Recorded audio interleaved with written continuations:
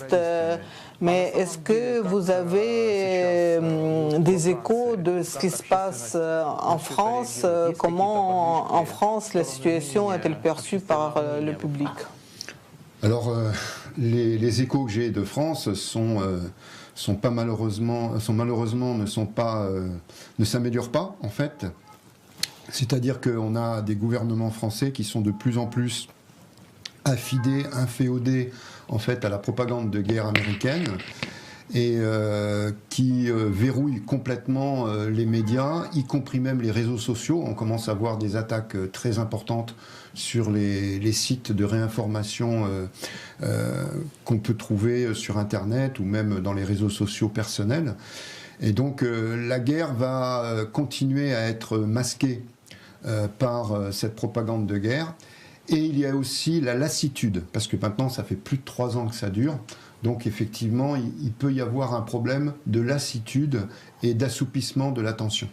Et le gouvernement Macron, en fait, aujourd'hui, plutôt que de rentrer dans une position de réserve et de neutralité, justement, tel que suppose son rôle dans les accords de Minsk, bien on s'aperçoit que le gouvernement Macron va plus s'engager physiquement même au niveau du gouvernement de Kiev, comme le prouve d'ailleurs le récent accord entre la gendarmerie française, un accord de coopération signé pour la gendarmerie française avec la garde nationale républicaine ukrainienne. Donc la garde nationale ukrainienne collaborant avec la gendarmerie française, personnellement je trouve ça très scandaleux dans la mesure où il y a au sein de cette garde nationale ukrainienne en fait des bataillons qui ont été étiquetés comme criminels de guerre. Après, sur le plan personnel, quand je regarde entre guillemets la dissidence politique française, je suis très déçu par exemple l'absence quasiment totale de soutien de la part des mouvements dits de gauche en France. Parce que le Donbass, c'est quand même la révolte d'une république, une rébellion populaire qui donne naissance à une république avec un projet social contre justement une hégémonie ultralibérale portée par les Américains, l'Union européenne et le gouvernement de Kiev. Et la gauche française n'a pas du tout bougé pour soutenir les républiques du Donbass, ce que je trouve moi aussi de ce côté-là assez scandaleux. Quant à la nébuleuse nationaliste, donc on va dire de la branche opposée de la droite, on s'aperçoit pas seulement en France mais dans toute l'Europe que la crise ukrainienne l'a complètement explosé.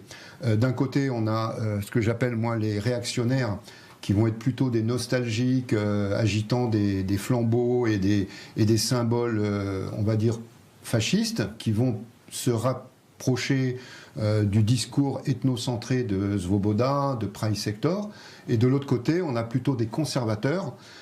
Heureusement qu'il existe ce genre d'analyse, donc des conservateurs qui vont plutôt s'attacher aux valeurs qui sont défendues par les uns et les autres, et partageant les mêmes valeurs européennes que celles qui sont défendues ici, ils vont se rapprocher de la position multipolaire de Moscou.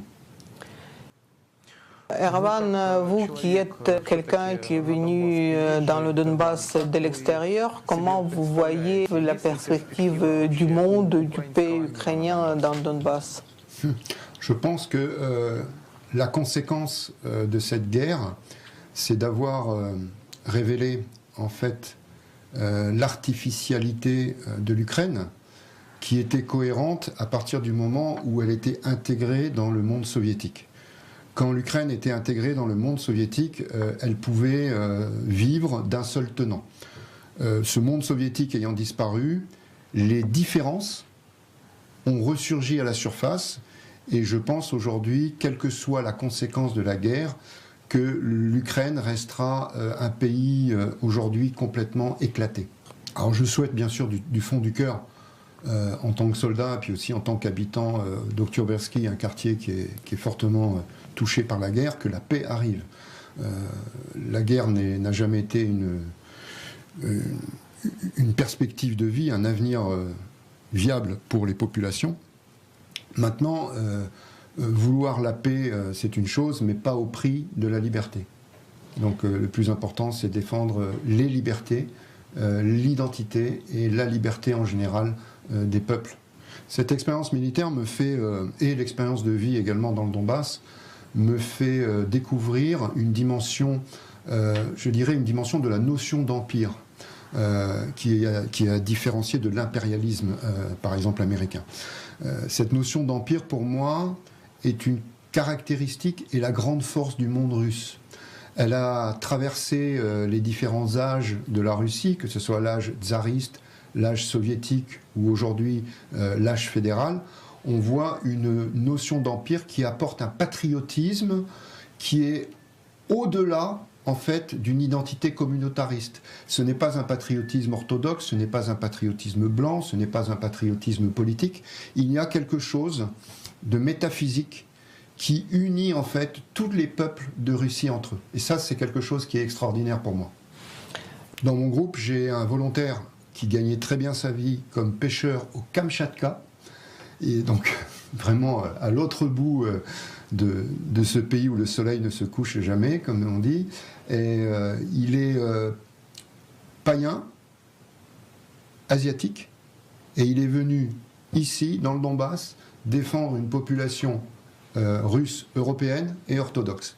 On a dans le même groupe quelqu'un qui vient de Sibérie. Il vient de Nolinsk, donc pareil, un pays, on va dire, au fin fond de la Russie. Et pareil, il est venu ici parce qu'il éprouve ce sentiment de fraternité par rapport à la population du Donbass. Ça, c'est quelque chose qui, pour moi, conforte mon idéal métapolitique. À la fin de notre programme, je voudrais vous demander, Erwan, si vous avez un message à transmettre, soit aux téléspectateurs, soit à dire quelque chose devant les caméras.